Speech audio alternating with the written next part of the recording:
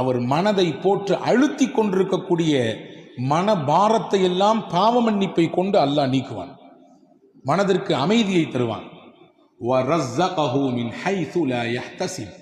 அவர் நாடாத புறத்திலிருந்து அவருக்கு ரிஸ்கை கொண்டு வந்து கொட்டுவான்.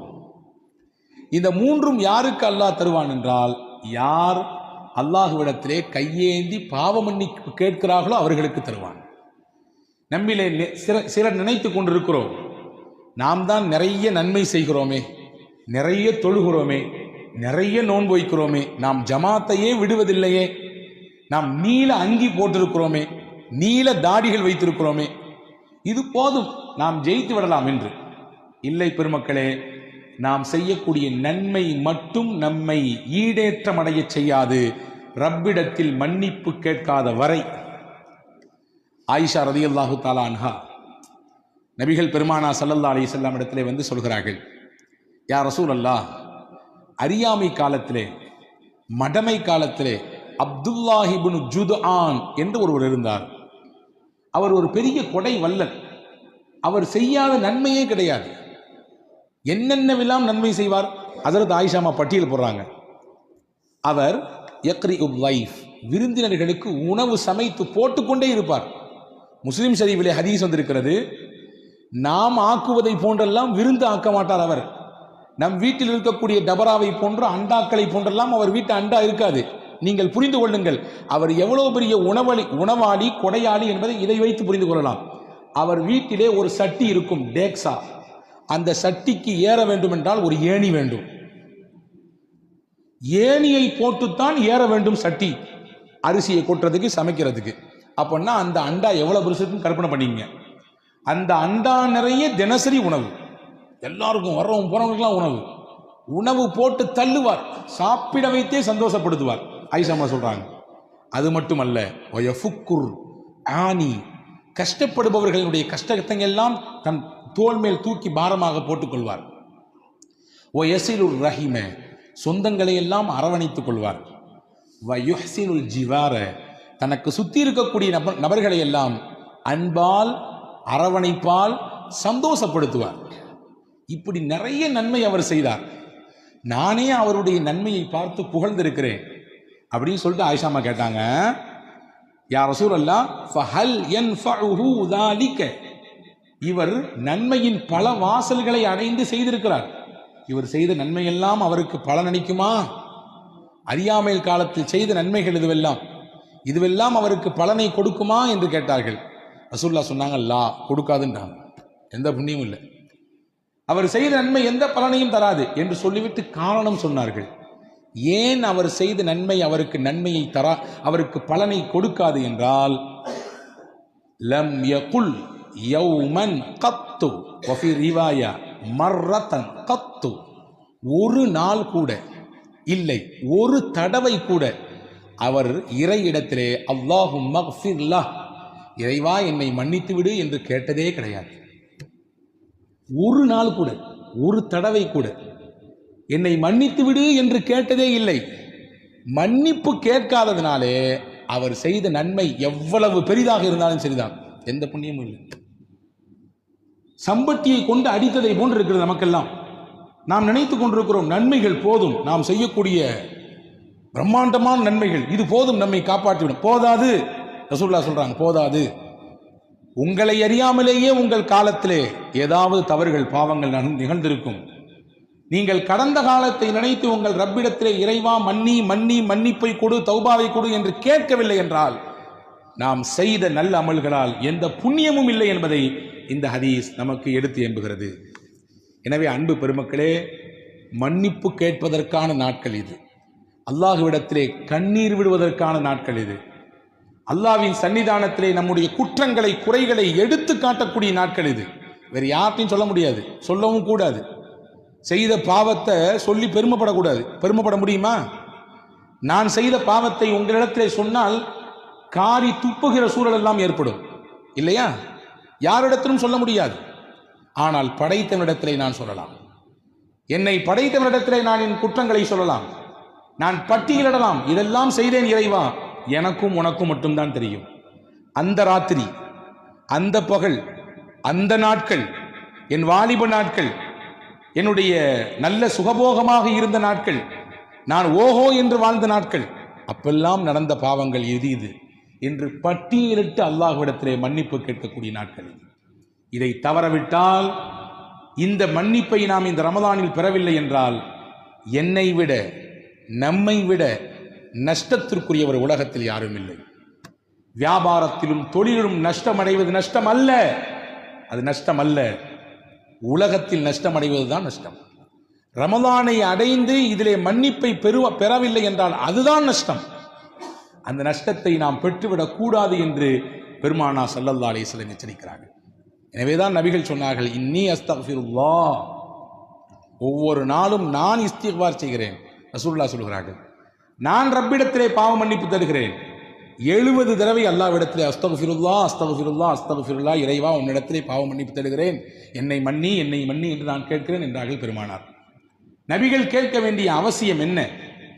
யக்ஃபிரு லக்கல்லாஹு மா தகத்தம மின் தம்பிக வ மா தஅக்கர், குர்ஆனின் வார்த்தை இது. உங்கள் முன்பின் பாவம் எல்லாம் மன்னிக்கப்பட்டவர்கள் நீங்கள், பாவமே இல்லாத பரிசுத்தவான் நீங்கள். அந்த பூமான் நபி ஸல்லல்லாஹு அலைஹி வஸல்லம் அவர்கள் ஒவ்வொரு நாளும் பாவ மன்னிப்பு கேட்டார்கள் என்றால், நாமெல்லாம் எம்மாத்திரம், நம் வாழ்க்கையே பாவத்தில் தான் உலர்ந்து கொண்டிருக்கிறது. அபூ ஹுரைரா ரலியல்லாஹு அன்ஹு சஹாபாக்கள் முதன்மையான சஹாபி, ஹதீதை அறிவித்ததிலே எக்கச்சக்கமான நபிமொழிகளை அறிவித்திருக்கிறார்கள். இன்னைக்கு நமக்கு கிடைக்கக்கூடிய ஹதீதுகளிலே பெரும்பாலும் கிடைத்தது அந்த வழித்தொடரிலே கடைசியில் நபிக்கு முன்னால் இருப்பது சையதுனா அபூ ஹுரைரா ரலியல்லாஹு அன்ஹு. அவங்க வரலாற்றில் எழுதுறாங்க, ஒரு நாளைக்கு 12,000 தடவை இஸ்திக்பார் செய்வாங்க. எத்தனைங்க? 12 இல்லை, 12,000 தடவை. நம்மால் ஒரு நாளைக்கு 100 தடவைக்கு மேலே செல்வதற்கு கூட கஷ்டம். அபூ ஹுரைரா ரலியல்லாஹு அன்ஹு என்ற மகத்தான சஹாபி ஒரு நாளைக்கு 12,000 முறை செய்திருக்கிறார்கள் என்றால், நீங்களும் நானும் எவ்வளவு தூரம் அல்லாஹ்விடத்திலே மன்னிப்பை கோர வேண்டும்? மன்னிப்புக்கான வழிகளை நிறைய மார்க்கம் சொல்லித் தருகிறது. இந்த காரியத்தை செய்தால் உங்களுக்கு மன்னிப்பு உண்டு. சமூக அக்கறையோடு சில நேரங்களிலே நாம் செயல்பட வேண்டும். அதுவே நம்முடைய பாவத்திற்கு மன்னிப்பாக பரிகாரமாக ஆகிவிடும். ஹதீஸிலே வந்திருக்கிறது. அலி இப்னு அபீ தாலிப் ரலியல்லாஹு அன்ஹு ஹதீஸை அறிவிப்பு செய்கிறாங்க. ரசூலுல்லாஹ் சொன்னாங்க, மன் கஸ்ஸல மையித்தன், எவர் ஒருவர் இறந்து போன ஒரு மையத்தை குளிப்பாட்டுகிறாரோ சொல்லிட்டு சொன்னாங்க. அடுத்து 2வது, வக்கஃபனஹு, அந்த இறந்த மையத்துக்கு கஃனிடுகிறாரோ. 3வது சொன்னாங்க, வஹன்னதஹு, அந்த இறந்து போன மையத்திற்கு அத்தர் பூசுகிறாரோ. வஹமலஹு, இறந்த அந்த ஜனாசாவை தோளில் சுமந்து பள்ளிக்கு எடுத்துச் செல்கிறாரோ. வஸல்லா அலைஹி, அந்த ஜனாசாவின் இறுதி தொழுகையிலே பங்கெடுத்துக் கொள்கிறாரோ. 5 சொன்னாங்க ரசூலுல்லாஹ். எவர் மையத்தை குளிப்பாட்டுகிறாரோ, குளிப்பாட்டுதல் என்றால் நேரடியாக அல்லது அங்கே பக்கத்திலே ஒத்துழைப்பாக நிற்பது, பயப்பட தேவையில்லை, ஒதுங்கி நிற்க வேண்டிய அவசியம் இல்லை, யாரோ ஒருவர் வந்து செய்வார் என்று நாம் எதிர்பார்க்க வேண்டிய தேவையில்லை, களத்தில் நிற்பவர்கள் செய்யலாம். 2வது சொன்னாங்க கஃன் இடுதல், 3வது அத்தர் பூசுதல், 4வது தோளில் தூக்கி சுமந்து செல்லுதல், 5வது அந்த ஜனாசாவிலே பங்கெடுத்து தொழுதல். சொல்லிட்டு ஒரு செய்தி சொன்னாங்க, வலம் யுஃப்ஷ அலைஹி மா ரஆ, அந்த மையத்தின் எந்த குறையையும் அவர் வெளியே சொல்லாமல் விட்டுவிட்டார். சொல்லவே இல்லை. இருக்கலாம் சில சமயங்களிலே முதுகிலே புண் இருந்திருக்கலாம், பெரிய கீறல் இருக்கலாம், ஏதாவது சில பார்க்கக்கூடாத சில விஷயங்களை அந்த மையத்தின் உடம்பிலே பார்த்திருக்கலாம். எதையுமே அவர் வெளிக்காட்டவே இல்லை, கப் சிப்புன்னு இருந்தார். ரசூலுல்லாஹ் சொன்னாங்க, இந்த 5 செயலும் செய்த இந்த மனிதருக்கு அல்லாஹ் தரக்கூடிய கூலி என்ன தெரியுமா? ஹரஜ மின் ஹதீஅதிஹி மிஸ்ல மா வலதத்துஹு உம்முஹு, அன்று பிறந்த பாலகனை போன்று அவர் மாறிவிடுவார். எல்லா பாவத்தையும் அல்லாஹ் மன்னித்து விடுவார். அன்று பிறந்த பாலகன்றது எதுக்கு பயன்படுத்திருக்காங்க தெரியுமா? ஹஜ்ஜுக்கு பயன்படுத்தாங்க ரசூலுல்லாஹ்.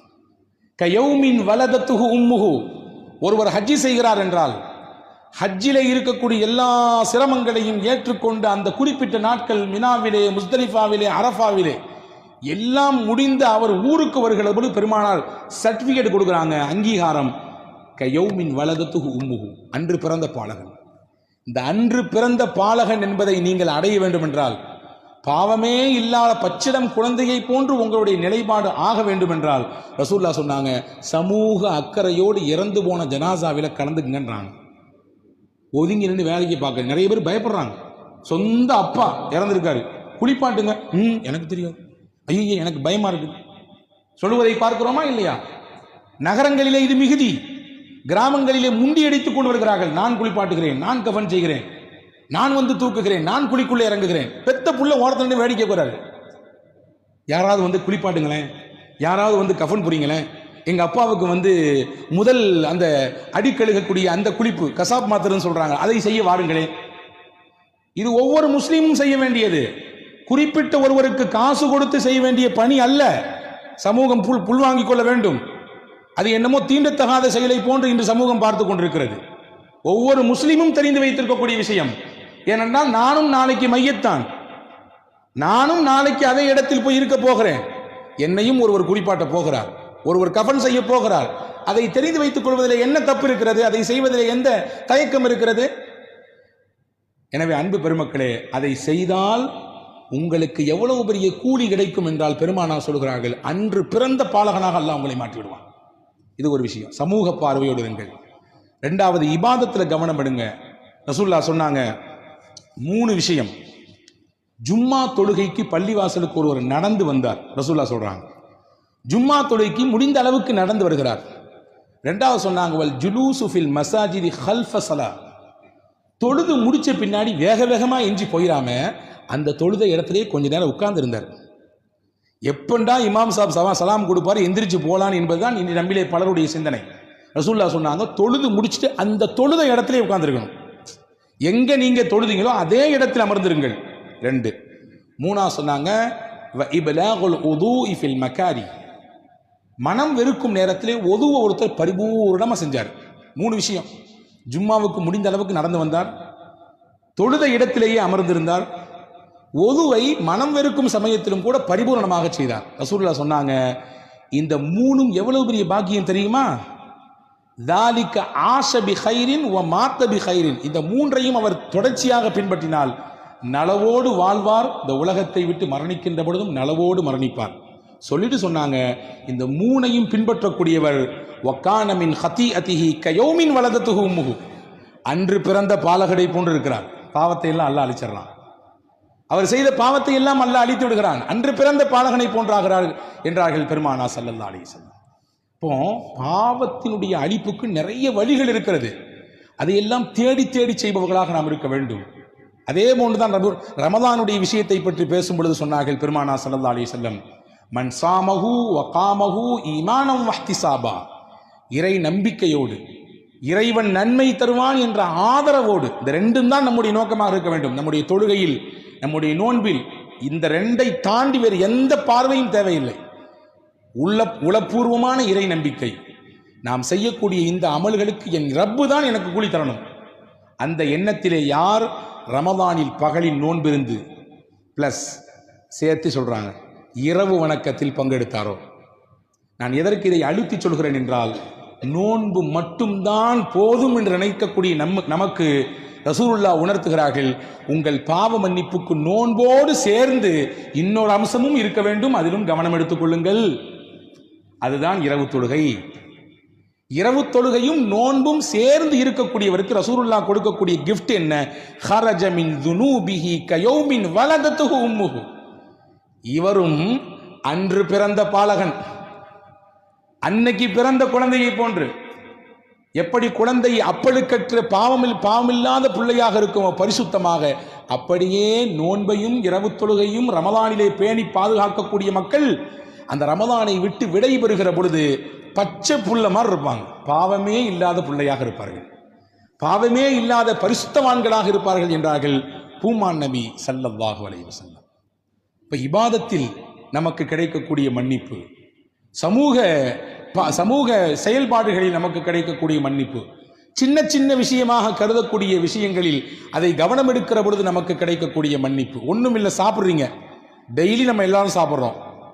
நாம் சாப்பிட்டு முடித்தவுடன் என்ன சொல்லுகிறோம்? சாப்பிட பொழுதும் என்ன சொல்லுகிறோம் தெரிவதில்லை, எதையோ சொல்லிக்கொண்டு சாப்பிடுகிறோம், எதையோ பார்க்கிறோம். சாப்பிட்டு முடிகிற நேரம் பல நபர்களுக்கு சாப்பாடு முடிந்ததா இல்லையா என்பது கூட தெரிவதில்லை, உணர்வதில்லை. ரசூலுல்லாஹி ஸல்லல்லாஹு அலைஹி வஸல்லம் சொன்னாங்க, சாப்பிட்டு முடிச்ச உடனே ஒரு துஆ இருக்குது, ரொம்ப பெருசெல்லாம் இல்லை. அல்ஹம்துலில்லாஹில்லதி அத்அமனி ஹாதா வரஸகனீஹி மின் கைரி ஹவுலி மின்னி வலா குவா, அவ்வளவுதான். யார் ஒவ்வொரு நாளும் உணவு அருந்தியதற்கு பிறகு, இறைவா நீனே எனக்கு இந்த உணவை கொடுத்தாய், என் உழைப்பு, என்னுடைய முயற்சி எதுவும் இல்லை. ஒரு கவள உணவு நம் கையில் கிடைக்கிறது என்றால் ஆய்வாளர்கள் எழுதுகிறார்கள், ஒரு கவளம் உணவு நம் கையில் கிடைக்க வேண்டும் என்றால் 32 பேர் உழைத்தால் தான் அந்த ஒரு கவள உணவு கிடைக்கும். ஒரே ஒரு பிடி உணவு. எத்தனை பேருடைய உழைப்பு இருக்குது? 32 பேருடைய உழைப்பு இருக்கிறது. அதிலே உழக்கூடியவர், அதை பயிரிடக்கூடியவர், அதை பராமரிக்கக்கூடியவர், அதை நெல்லிலிருந்து அரிசியாக மாற்றுபவர், இப்படி போகுது. அது 32 பேருடைய உழைப்பு. எந்த கஷ்டமும் இல்லாமல் எனக்கு உணவை தந்தாய். என் முயற்சி இல்லை, என்னுடைய திறமை இதில் இல்லை, உனக்கே எல்லா புகழும். அதான் இதான் அர்த்தம். ரசூலுல்லாஹ் சொன்னாங்க, யார் இதை சொல்றாங்களோ குஃபிர லஹு மா தகத்தம மின் தம்பிஹி வ மா தஅக்கர், அவர் முன் பின் செய்த எல்லா பாவத்தையும் அல்லாஹ் மன்னிச்சிடறான். அல்லாஹு அக்பர்.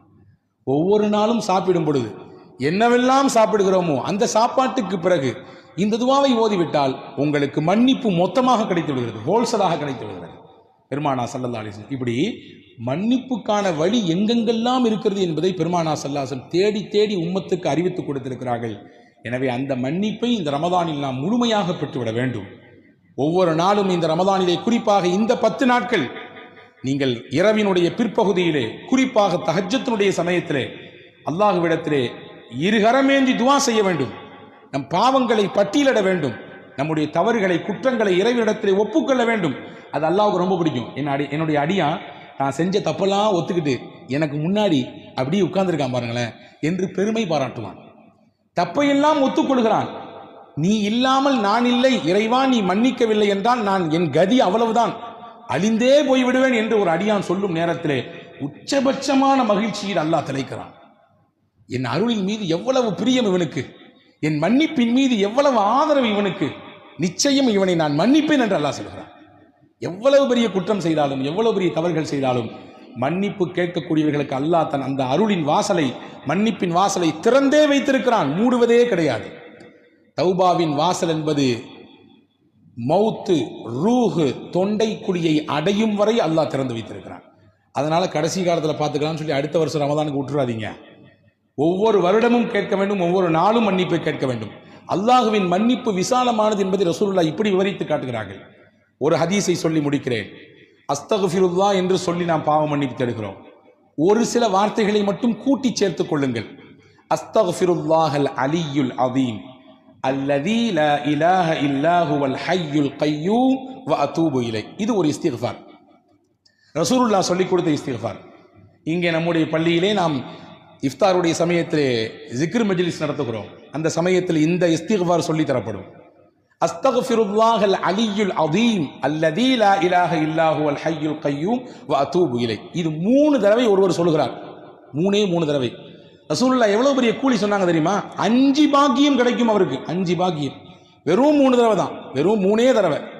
5 பெரும் பாக்கியம். 1, அவர் போர்க்களத்திலிருந்து புறமுதுகிட்டு ஓடி இருந்தாலும் அல்லாஹ் பாவத்தை மன்னிச்சிடறான்.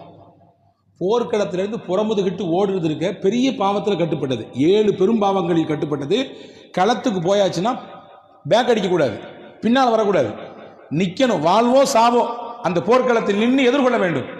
ஆனால் ஒருத்தர் போர்க்களத்திலிருந்து புறமுதுகிட்டு ஓடிவிட்டார், அந்த பாவத்தையும் கூட அழிப்பதற்கு இந்த ஒரு இஸ்திக்ஃபார் போதும் நாங்கள் சொல்ல. 2வது சொன்னாங்க, அவருடைய பாவம் கடல் நுரையளவு பெருக்கெடுத்து இருந்தாலும் சரிதான். கடல் நுரை என்ன முடியுமா, எவ்வளவுன்றது அளக்க முடியுமா? அவ்வளவு இருந்தாலும் இந்த இஸ்திக்ஃபாரை 3 முறை சொன்னால் போதும், அல்லாஹ் மன்னிப்பான். மரத்தின் இலைகள் உலகத்தில் எத்தனை உண்டு எண்ணுங்கள். எண்ணி சொல்ல முடியுமா? முடியாது. அவ்வளவு அதிகமாக அவருடைய பாவம் இருந்தாலும் அல்லாஹ் மன்னிக்கிறான். மணலின் அந்த துகள் எவ்வளவு இருக்கிறது உலகத்திலே? ஒரு கைப்பிடி மண்ணை எடுத்து இது எத்தனை துளிகள் இருக்கிறது எண்ணி என்று ஒரு கையிலே கொடுத்தால் என்ன முடியுமா? எண்ணி காட்ட முடியுமா? முடியாது. ஒட்டுமொத்த உலகத்தின் மண்ணின் துகள்கள் எவ்வளவு என்பதை கணக்கிட முடியாது. அவ்வளவு கணக்கிட முடியாத பாவத்தை, குற்றத்தை ஒருவர் செய்திருந்தாலும் இந்த இஸ்திக்ஃபாரை 3 முறை ஓதினால் போதும், அல்லாஹ் மன்னித்தரான். அடுத்து ஒரு முக்கியமான செய்தி சொன்னாங்க ரசூலுல்லாஹ். வாழ்நாள், உலகம் தோன்றிய நாளிலிருந்து உலக அழிவு நாள் வரை நாட்களின் எண்ணிக்கை எத்தனை? வாரத்தின் எண்ணிக்கையை கேட்டால் நாம் சொல்லுவோம், மாதத்தின் எண்ணிக்கையை கேட்டால் சொல்லுவோம், வருடத்தின் எண்ணிக்கையை கேட்டால் சொல்லுவோம். எங்க அத்தா எத்தனை வருஷம் வாழ்ந்தாருன்னு கேட்டா வருஷத்தை சொல்லுவோம், 63 வருஷம் வாழ்ந்தாருன்னு சொல்லி. உலகத்தினுடைய நாட்களின் எண்ணிக்கை எத்தனை நமக்கு தெரியுமா? ஆதம் அலைஹிஸ்ஸலாம் தோன்றிய நாளிலிருந்து உலக முடிவு நாள் வரை எத்தனை நாட்கள் இருக்கிறது தெரியாது, எண்ண முடியாது, சாத்தியமில்லை. ரசூலுல்லாஹ் சொன்னாங்க, எப்படி எண்ண முடியாத நாட்கள் உலக வாழ்நாளிலே இருக்கிறதோ அவ்வளவு எண்ண முடியாமல் ஒரு பாவத்தை வைத்திருந்தாலும் இந்த ஒரு இஸ்திக்ஃபார் 3 தடவை சொன்னால் அல்லாஹ் அவருடைய பாவத்தை எல்லாம் மன்னித்து விடுகிறார். சொல்லலாமா? இன்ஷா அல்லாஹ். அல்லாஹ் தௌஃபீக் செய்வானாக. இந்த புனிதமான ரமதானிலே இந்த மக்ஃபிரத்தினுடைய பத்திலே அல்லாஹ் தன்னுடைய மன்னிப்பை பரிபூரணப்படுத்துவானாக. நம் எல்லோருக்கும் தன்னுடைய அருளையும் தன்னுடைய மன்னிப்பையும் கொடுத்து நம்மை அழகுபடுத்துவானாக, நம்மை தூய்மைப்படுத்துவானாக. எப்படி தங்கத்தை உருக்குகிற பொழுது அழுக்கெல்லாம் வெளியே வருகிறதோ இப்படி நாம் நோன்பிருந்து நாம் செய்யக்கூடிய இபாதத்தை கொண்டு நம்மிடத்தில் தேங்கியிருக்கக்கூடிய பாவம் என்ற அழுக்கை எல்லாம் அல்லாஹ் நீக்கி விடுவானாக. தூய்மையானவர்களின் பட்டியலில் அல்லாஹ் சேர்த்துக் கொள்வானாக. பரக்கத்திற்காக ஒரு தடவை இந்த சலவாத் இந்த இஸ்திக்ஃபாரை சொல்லித் தருகிறேன். தாங்கள் எல்லோரும் சொல்லுங்கள். தெரிந்தவர்கள் இதை மறுபடியும் சொல்லுங்கள். தெரியாதவர்கள் தேடி கண்டுபிடித்தாவது கேட்டாவது நீங்கள் சொல்லி வாருங்கள். ஒரு தடவை சொல்லுங்கள். அஸ்தக்ஃபிருல்லாஹ் அல் அலியுல் அதீம் அல்லதி